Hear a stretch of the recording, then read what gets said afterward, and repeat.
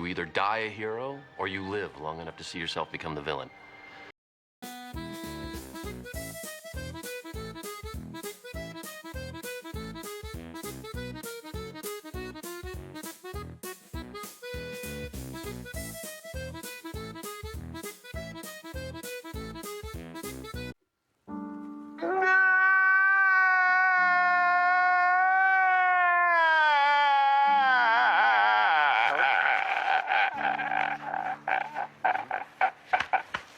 Just like that, PlayStation lived long enough to become the villain. Amongst price increases that have been confirmed coming to PlayStation hardware, PlayStation decided to pull an Xbox move and introduce DRM policies on digital game purchases that you as a consumer make on the PS Store. And this has caused major backlash within the gaming community, but apparently Sony has responded to the backlash. So we're going to look at that. We're going to look at players' concerns. I'm going to give you my thoughts on the whole DRM policy and is it something you should be worried about? So let's get into it. This is the low-key POV.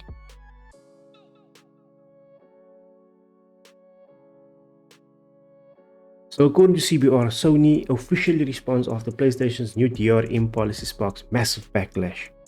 The issue was related to the digital rights management requirements of games purchased from the PS Store from March 2026 onward. The games apparently came with a 30-day timer requiring players to connect to the internet before they'd lose access. While the timer isn't visible on PS5 consoles, Dozen Play reports that it is still privately being checked. This has left gamers feeling like they don't truly own games despite purchasing them for their digital libraries. It was also seen as a major problem for players who may be without an internet connection for their consoles for longer periods of time. Damn. Now, I know people are going to say, oh, but what's the use? You're always online. We are online 24/7. Blah, blah, blah. It shouldn't really be a problem. And my response to that is not everybody's privilege. People have lives offline. Something's going on in their lives that prevents them from being online, and they lose the digital library simply because they want it online within that period of time. Doesn't that sound unfair? What if I was to pull a Tom Hanks and go cast away for about more than 30 days after I purchased the game, and I come back thinking that I'm going to catch up with my gaming, and I see that the game that I purchased 30 days prior is no longer available. I no longer have a license to access it. Now, we've known for years that when we purchase games these days, we don't really own them. We only purchase a license to access them. This DRM policy, again, it's reinforcing the notion that we as gamers no longer own our games. We're merely paying for a license to access them. And that removes the feeling of ownership. There's no true ownership anymore. And a lot of gamers have an issue with this, including myself. Now, I will say this. I understand DRM policies and models to protect IP and protect the illegal distributions of IP. You gotta respect the IP. I understand it, but there are limitations to it, and we're gonna get into that a bit later. But according to CBR, Sony breaks its silence on the DRM situation.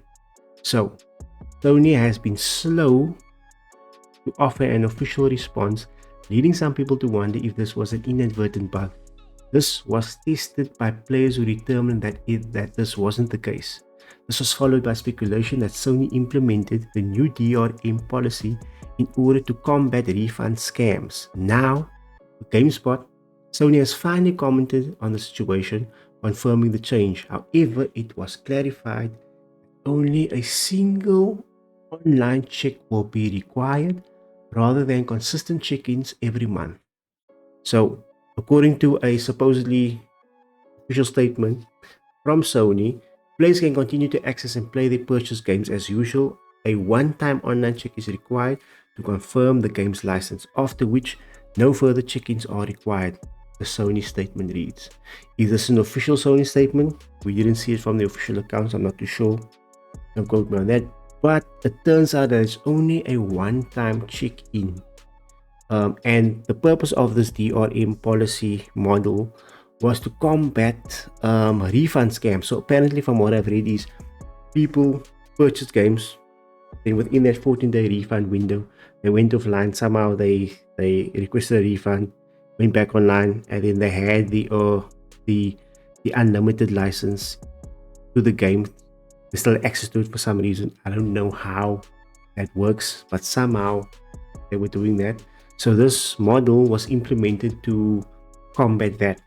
Understandable, okay? I understand the rationale behind it. But again, there was no transparency behind the implementation of this. And I think that is where the problem lies in.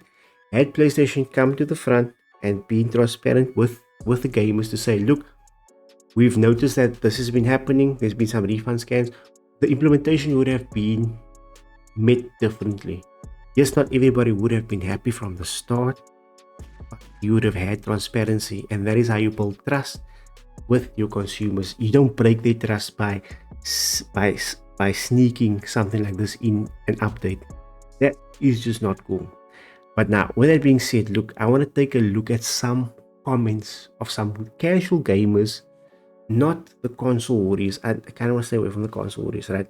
I want to look at some rational people commenting on this. Okay, so first off, we have Icebomb 2. He says that the outrage from this information is silly and unnecessary. Y'all are online anyways. This doesn't matter to literally anyone. I disagree. Like I said, not everybody is privileged to be online 24/7. People do have lives outside of the online world. But what I want to focus on here was the response to this comment from the Duke Daniel, which is a comment I love because it kind of encapsulates what I'm trying to say here. Duke says, I'm sure they have a KPI or stat of PlayStations sold to how many are online 24/7. I'm sure it's well over 85%. The issue here is people not understanding that they don't own the game, they own a license. Exactly, you only own a license to the game. Protecting profitability protects future game development. But you can go too far. And that is where, like I said earlier, I do have a problem with DRM policy models that exploit the customers, that exploit the gamers, right? Where you are consistently increasing prices through the roof, right? And we as gamers must continue to pay those prices simply for the manner of accessing the game. You're already taking our feeling of ownership away. Now you're sneakily implementing such policies that could further limit our access and our sense of ownership. And that is when you're taking advantage. And those types of models, not great. Those types of models are anti-consumer.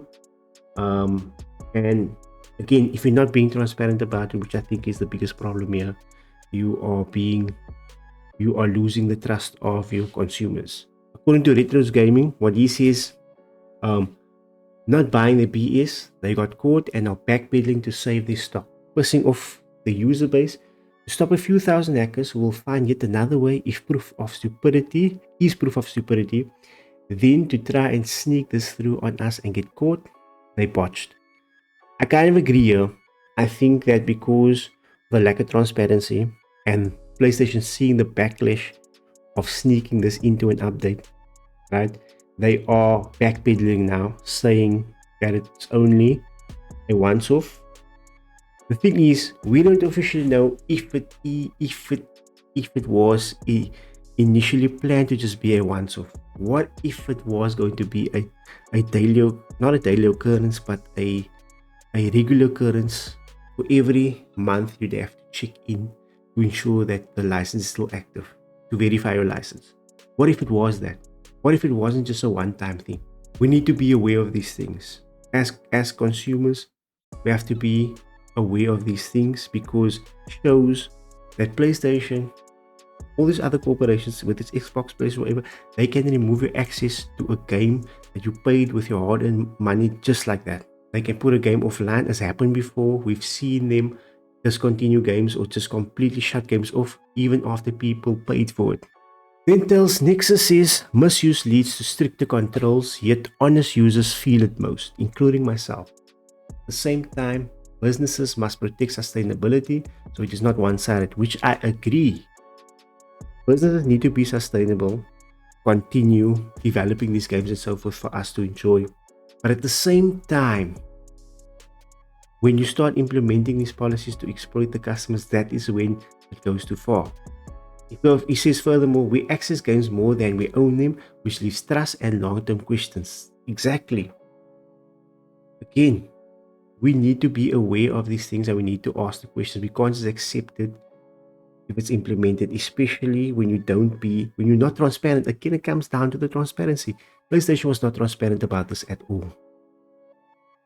They've confirmed now, which seems to be sort of an official statement, that it's a one-time thing. But you first allowed your consumers and the gaming industry to go nuts about this whole thing, throw it out of proportion when you could have just been transparent from the start. Again, you are breaking the trust of consumers, and trust goes a long way. The good faith that you've built up throughout the years, you cannot just take advantage of that. That is the problem. You can't take advantage of it. Easy Ramirez says, I think under the surface level, we really hate the way PlayStation snuck this one in. Exactly. I think that's the main problem. And they went back on something they trashed Xbox for. It just doesn't look good. Also physical over digital all day long for so many reasons. True. Again, when Xbox did this back in 2013 with the Xbox One, they hurt their brand. They hurt the good faith they built up with the 360 era. That they are feeling the effects of that till today. People lost faith in the brand because of that. Look what happened to Xbox. It was an uphill battle to get them back to where they are, yet they haven't fully restored that good faith with their consumers yet, and with many players that they've lost. PlayStation is kind of doing the same thing now, and you have a lot of fanboys that are defending them, which is crazy. I understand the aspect of protecting the IP, don't get me wrong, I understand that aspect. What I'm saying is, when you start utilizing these policies to exploit the consumer, that is when it's wrong. Because here's the thing, how long before we no longer get perpetual licenses? How long before we are starting to be charged for like $60, $70, $80 for a 3 to 6 month license to access the game, to a 1 year license that you purchase to have access to the game for 1 year, 2 years, 3 years, 5 years max, that you no longer have access to the game in perpetuity? What then?